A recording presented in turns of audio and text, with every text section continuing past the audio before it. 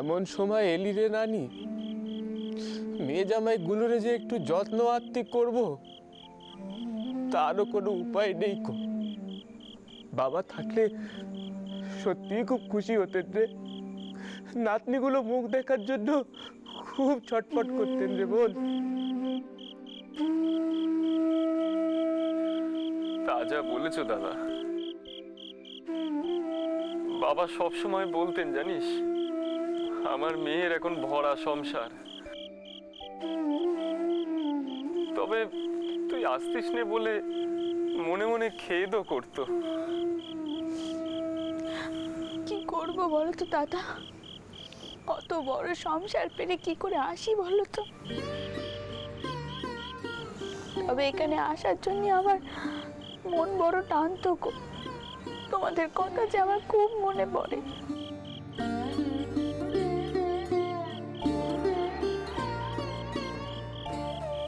আমি জানি রে বোন, তুই আমাদের ভুলিসনি।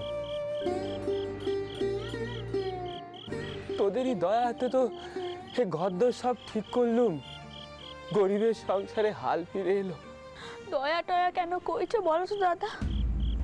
তোমাদের জামাই দাদা যা ঠিক মনে করেছেন তাই তো করেছেন।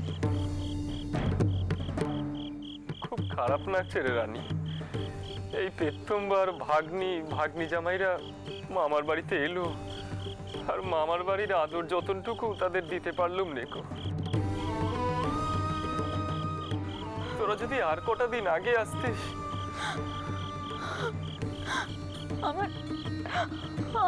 আমি ভাবতে পারিনি আমাকে এই দৃশ্য দেখতে হবে।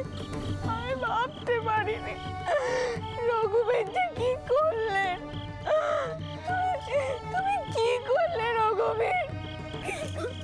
মা মা কেঁদো না, শান্ত হও। তোমাকে এরকম কাঁদতে দেখলে যে দাদা মশাই ওপর থেকে কষ্ট পাবেন। আচ্ছা, তোমরা তো কেউ কিছু খাওনি, এতে তো কিছু খেতে হবে। কি জোগাড় করি বলো দেখি। এসো এসো, এদিক দিয়ে এসো।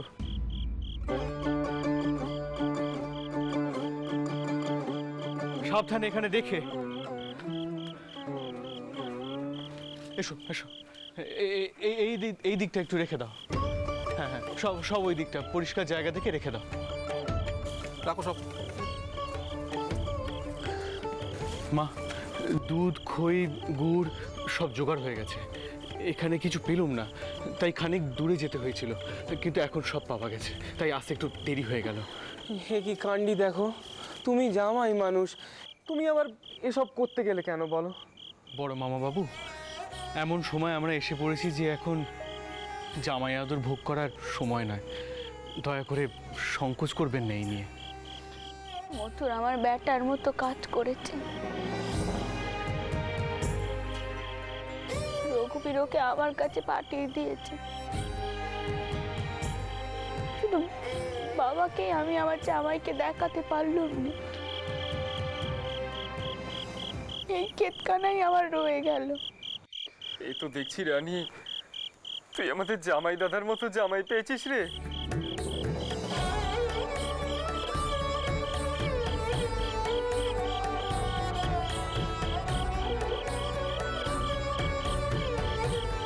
বেঁচে থাকো বাবা, বেঁচে থাকো। রঘুবীর তোমার মঙ্গল করুন।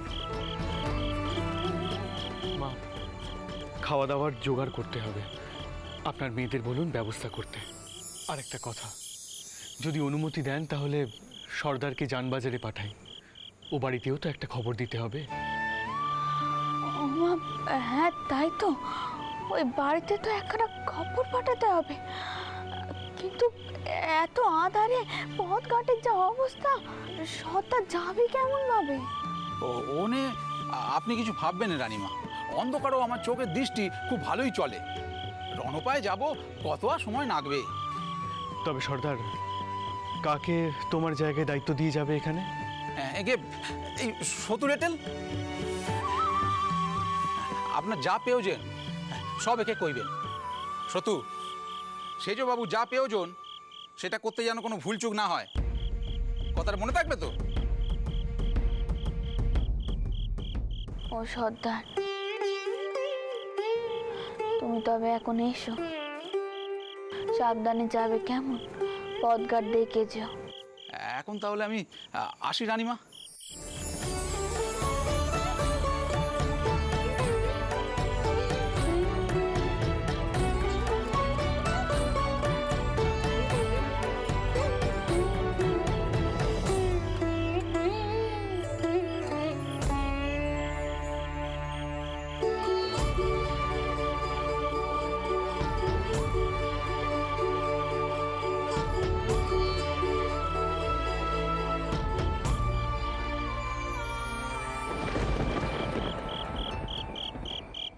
বুঝলে ওই ধর্মদাস নাহা ও বিপদে পড়েছে, আর যখন বিপদে পড়েছে অমনি পাইন বাবুকে মনে পড়েছে। মানে এমনি সময় তো পাইন বাবুকে শখ কত, বলে কিনা গাঁখানা মেরামত করার জন্য আমায় টাকা দিতে হবে। বলেন কি কর্তা, আপনার কষ্টের টাকা কিনা ওই গ্রামের লোকে ভোগে লাগাতে চায় ধর্মদাস? তবে আর বলছিটা কি, আমার ভাড়ারের টাকা আমি দান করে দেবো। হ্যাঁ, কখনো করবেননি কর্তা, গায়ের লোকের কোনো উপকার করবেননি। বলি গায়ের লোকেরা কি আপনাকে দেখে? দেখে তো স্বয়ং ভগবান। এই যে গায়ের এত লোকের এত ক্ষতি হয়ে গেল, বলি আপনার কি কিছু হলো? কি করে হবে, কি করে হবে? আমি নিজে কলকাতায় গিয়ে কালীঘাটে পাঁঠা চড়িয়ে এসেছি। আমায় রক্ষা করবেন মা কালী স্বয়ং। হ্যাঁ, জল ঝড় বৃষ্টি কিছুতেই এই ভিটের কোনো ক্ষতি হবে না। বলি ও পাইন বাবু, তোমার তো এত আছে গা, তার উপর আবার ঠাউর তোমায় কৃপা করছে। তোমার এই গায়ের দুঃখী মানুষগুলোর জন্য তোমার পরাণটা একটুও কাঁদেনি? দাও না গো কিছু টাকা, তোমার দেবতা খুব খুশি হবেন। করাই, তুই এখানে এসেছিস কেন? হ্যাঁ, তুই এখানে এসেছিস কেন? আমি তো যা বলার চণ্ডী মণ্ডপে সর্বসমক্ষে বলে দিয়ে এসেছি। তাহলে তুই বুঝেছি, রাম ওর ভাইকে পাঠিয়েছে নিজের বাড়ি মেরামতটা করাবে আমার টাকায়, তাই তো? যথার্থ বলেছেন কর্তা, রামকুমার ভাইকে পাঠিয়েছে এই তালে ঘরটা মেরামত করে নেবে বলে। হ্যাঁ, এ তোমরা কি কইছো? দাদা আমায় কেন পাঠাতে যাবে? আমি সারা গায়ের লোকের কথা কইছি। দাও না গো পাইন বাবু কটা টাকা, মানুষগুলো কত কষ্ট করে পড়ে আছে, তাদের জন্য তোমার একটুও মায়া হয়নি? এই এই আমার টাকাগুলো কি আছে কেবল দান খয়রাত করার জন্য? হ্যাঁ, আরে টাকা রোজগার করতে পরিশ্রম করতে হয়, ওসব মায়া দয়া করলে চলে না। এই এই এটাকে ঘাট ধরে বের করে দে একদম। এই কর্তা বাবুর কথা কানে যাচ্ছে না, যা বেরিয়ে যা বলছি। তুমি খুব নিষ্ঠুর গো পাইন বাবু, খুব নিষ্ঠুর। মানুষের দুঃখ কষ্টের কথা যদি মানুষই না বোঝে, তাহলে সে কিসের মানুষ গা, কিসের মানুষ?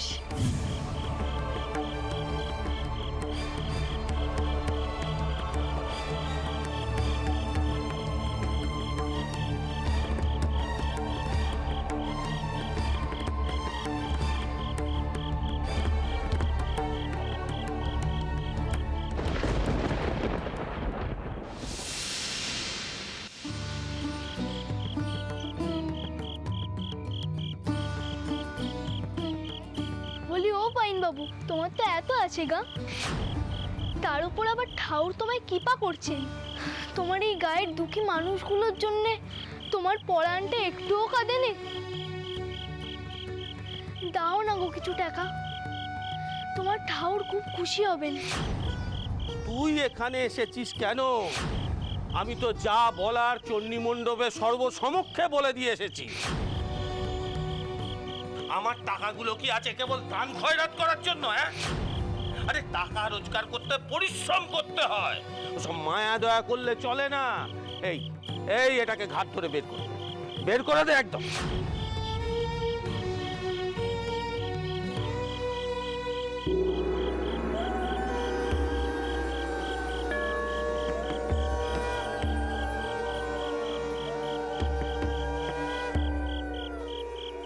তুমি কাঁদছো কেন?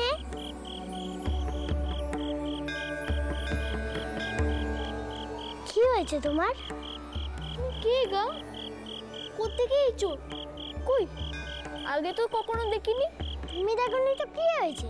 আমি তো এখানেই থাকি। কই, বললে না তো তুমি কাঁদছো কেন? তোমার কান্না শুনেই তো এখানে এলুম। পাইন বাবু তো আমার কথা মানলো নে। তার তো এত টাকা, গায়ের লোকেদের জন্য কটা টাকা খরচ করলে তার কি এমন ক্ষতি হতো বলো?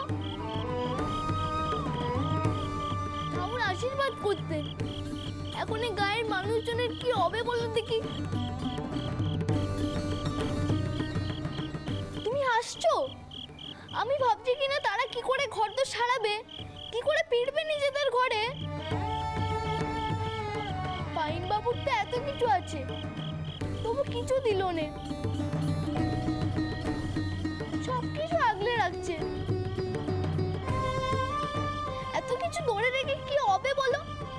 ডাক এনে তো কিছু নিয়ে যেতে পারবে না। তুমি এত ভেবো নে। ঠিক আছে, আমি বলছি, আমার কথা নিশ্চয়ই শুনবে। তোমার গা আবার নতুন করে তৈরি হবে, দেখো। তুমি তো আর পাইন বাবুকে চেনো নে, সে তোমার কথা কিছুতেই শুনবে না। এরা কারোর কথা শুনেনি গো। তুমি বরং ওমা, কোথায় গেল? এই তো এখানেই ছিল। কই গো, কোথায় গেলে গো? পথঘাটের অবস্থা কিন্তু ভালো নয়, শেষে অন্ধকারে পড়ে একটা কাণ্ডই ঘটাবে। খুব ডান পিটা মেয়ে তো, ভয় ডর নেই।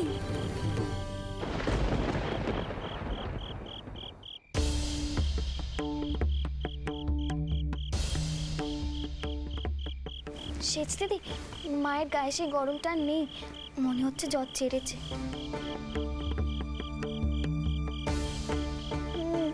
তাই তো মনে হচ্ছে রে, মায়ের জ্বরটা আর নেই। করুণা, তুমি এখানে কি করছো? চোটকো কি তো আছে? তুমি জামাইয়ের কাছে যাও, দেখো সে কিছু মুখে দিয়েছে কিনা। সে জামাই মানুষ, মুখ পুড়ে তো কিছু কইবে না। তিনিই কইলেন মা তোমার কাছে থাকতে। তিনি কইলেন তাতে কি হয়েছে মা? সে এতটা পথে এলো, এত কাটাকাটনি করলো, আমরা তো তার কেউ যত্নার্থী করতে পারছি না। তুমি যদি এখন এখানে থাকো তাহলে তা কি ভালো দেখায়? দেখায়নি তো। তুমি যাও, তার কাছে যাও, তাকে খাওয়াও কেমন? তোমাকে যে কেন এখন এইসব শিখিয়ে দিতে হয়। সেচ দিদি, তুমি বরং যাও সেচ দিদি, আমি আছি মায়ের কাছে। ফাঁকা খানা দাও দেখিনি।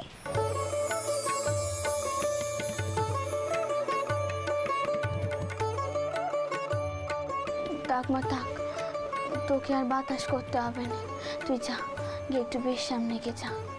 না মা, সে তুমি যতই কও না কেন, আমি তোমার পাশটি ছেড়ে কোথাও যাব না।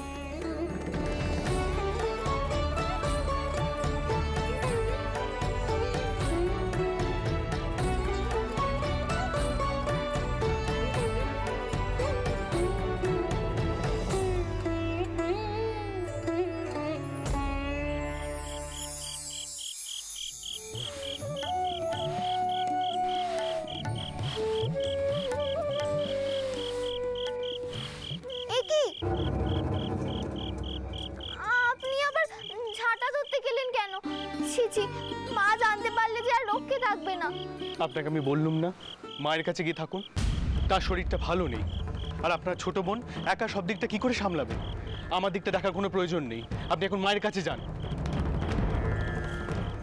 কাজ করার আমার অভ্যেস আছে। আমি ননির পুতুল নই যে গলে যাব একটু ঝাঁট দিলে। আর এই দুর্যোগের সময় সামাজিকতা, লৌকিকতা, জামাই আদর এসব নিয়ে দয়া করে ভাববেন না। আপনি যান।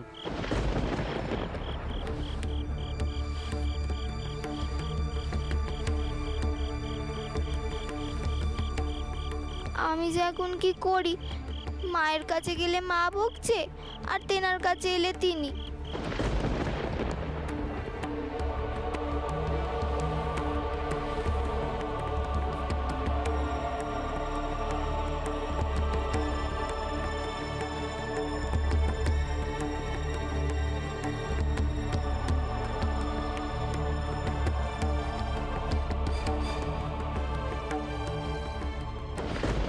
কি হলো? আপনি চুপচাপ এখনো এখানেই দাঁড়িয়ে রয়েছেন যে? না, আসলে আপনি খুব রেগে আছেন কি না? আমি কি করি বলুন তো? মা আমাকে জোর করে এখানে পাঠালো আপনার দেখাশোনা করার জন্য।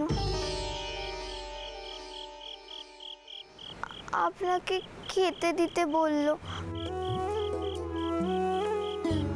আমি যে কি করি? ওখানে গেলে মা বকছে, আর এখানে এলে আপনি।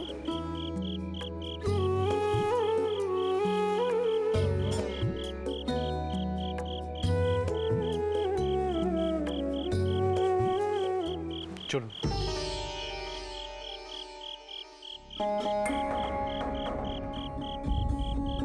কোথায় যাবেন? আপনার একটু যত্ন। সেই জন্যই তো বলছি, যত্নাতির আমার কোনো প্রয়োজন নেই, শুধু একটু খেতে দিলেই হবে। আর হ্যাঁ, আমার হাতটা সেরে গেছে, এখন আশা করি আর কোনো সমস্যা হবে না।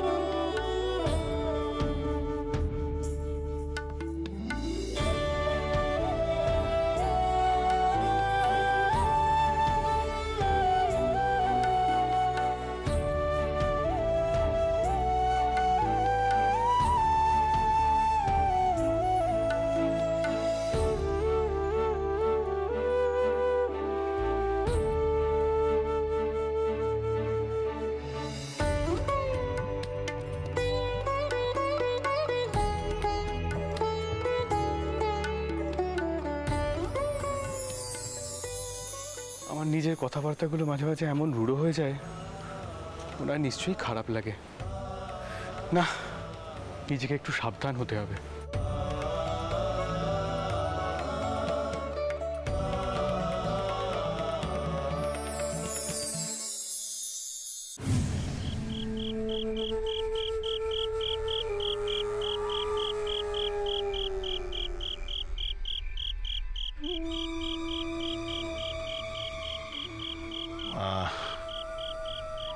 মা গো মা, জয় মা। মা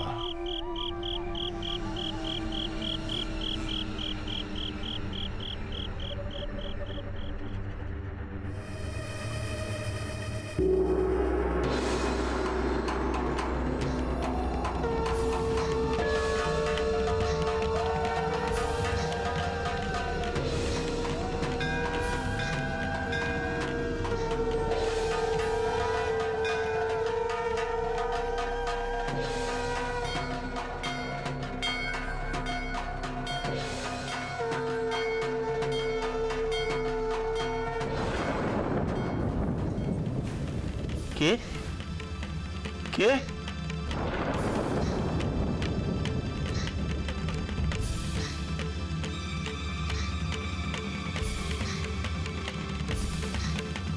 এখনো ঘুমোচ্ছিস তুই? গায়ের মানুষের এমন দুরবস্থা, আর তুই ঘুমোচ্ছিস? আমার ক্রোধ জাগ্রত করছিস তুই।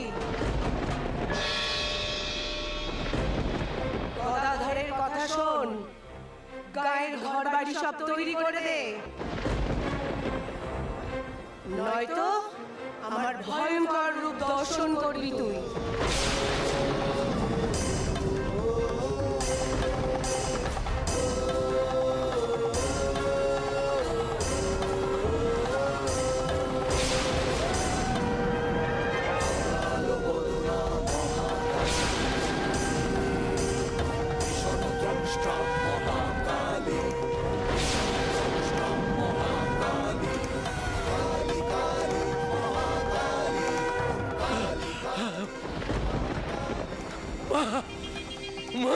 আমার কোপে ধ্বংস হবি তুই যদি না ওই মানুষগুলোর পাশে দাঁড়াস।